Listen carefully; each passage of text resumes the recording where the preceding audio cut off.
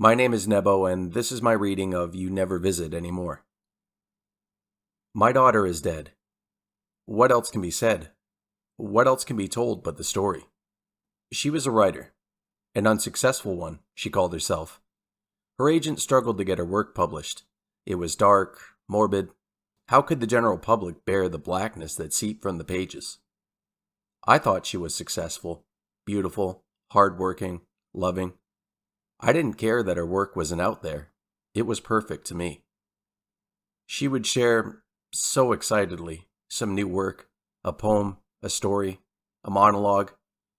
She pushed page after page into my hands, always littered with notes and lines under words in red Sharpie.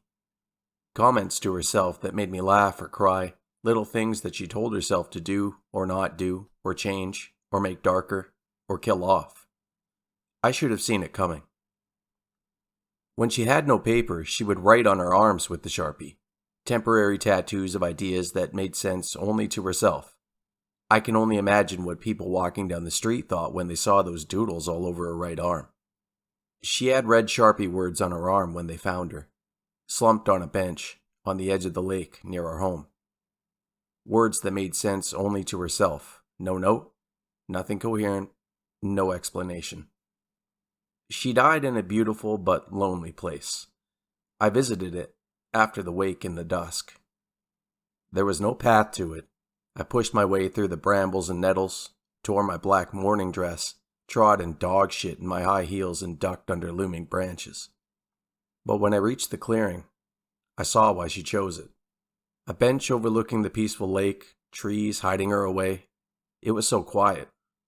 I could hear every thought in my head. I could see the peaceful ripples on the water, and I felt no one else would know I was there. The beautiful spot was only marred by rubbish. It was obviously so overgrown that the litter pickers forgot it was here, and there were cigarettes, gum wrappers, cans, all on the ground. When I looked closer, I saw, somewhat buried in the dirt, her choice of death. Empty packets of pills. Paracetamol mainly. She must have stocked up, visited pharmacy after pharmacy, buying 3 packets at a time as the law allows. She must have had time to think about it, to really know what she was doing, to stop herself, to ask for help, to talk to me. But she didn't. She sat alone on the bench, dressed in her favorite outfit, the clothes we buried her in. What was she thinking? It took time. It wasn't quick. It wasn't easy. She must have thought something. Anything. She must have hesitated, regretted it, thought of me. Right? Pill after pill, washed down with honey Jack Daniels. I didn't know she could drink whiskey. I didn't realize how bad it all was. I didn't know until after she died that she drank every day, that she was drunk when she was with me, that every photo of her smiling came with a shot of vodka or whiskey or rum or whatever she could afford. I wonder what her last thought was. Was it the pain of her liver as it reacted to the toxins she was pouring into herself, or the crippling tightening of her kidneys failing? Did she really feel nothing, as the doctors reassured me? And did she think about me, her nephew, her brother, her sister-in-law, her father, her friends? Or just herself, alone in that hidden place, achieving what she wanted?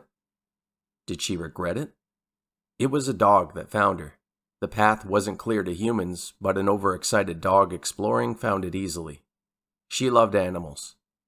I like to think she wanted a dog to find her first, rather than a human.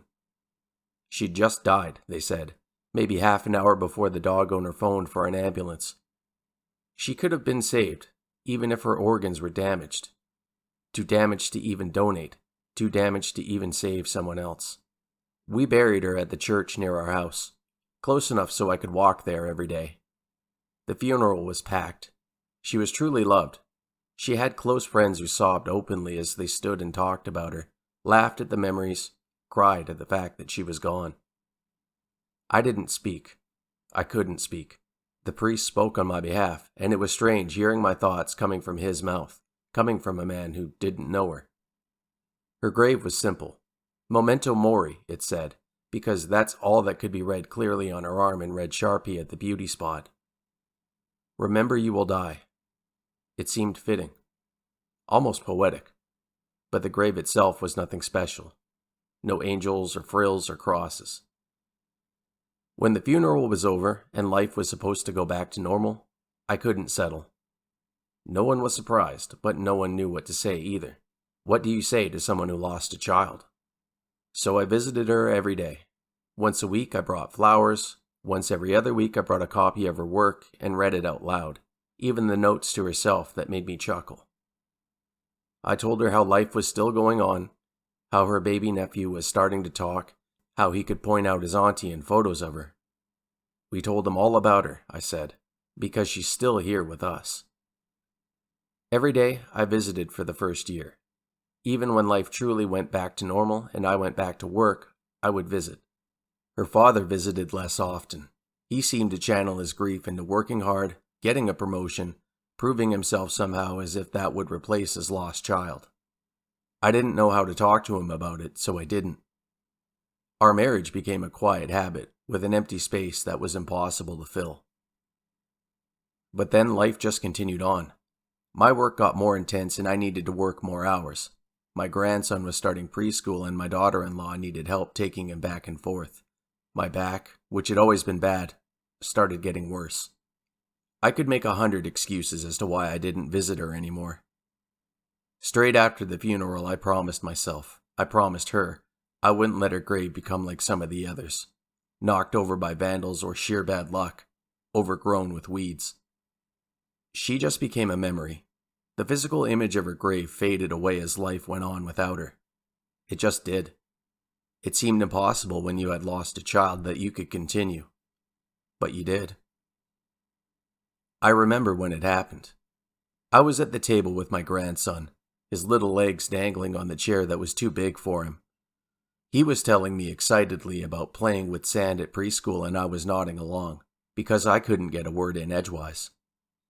There was the rattle of the letterbox. I thought it strange at first because it was the afternoon. The postman had been and gone. I dismissed it as junk mail from some takeaway place and went back to listening to my grandson, now talking about when the teacher was telling them about shapes. I left him drawing shapes and practicing writing his name as I did some chores, folded clothes, wiped down the kitchen counter, and then headed upstairs to put something away. This meant going past the front door, so I reminded myself of the junk mail that was surely there, so I could bin it instantly. I put the clothes basket at the foot of the stairs and went to the mat at the front door. It wasn't a leaflet, I realized. It looked more like a note on beige paper. Maybe it was from a neighbor. Sometimes they had barbecues in the summer and were polite enough to tell us so that we wouldn't hang out clothes that would come back smelling of smoke. I bent down to pick it up and realized the texture was weird. Squishy almost, and warm to the touch. My hand came away bloody, and I realized the note was covered in fine hairs. It wasn't paper. It was a slip of skin, deep enough to have been cut down to the muscle, thick and heavy and warm. I think the heat bothered me the most, with this disembodied piece of flesh. I closed my eyes tight as the room span, but I clutched the chunk of skin tightly regardless. Written in red Sharpie, on top of all the fine hair that dusted her arms, were the words, "You never visit me anymore.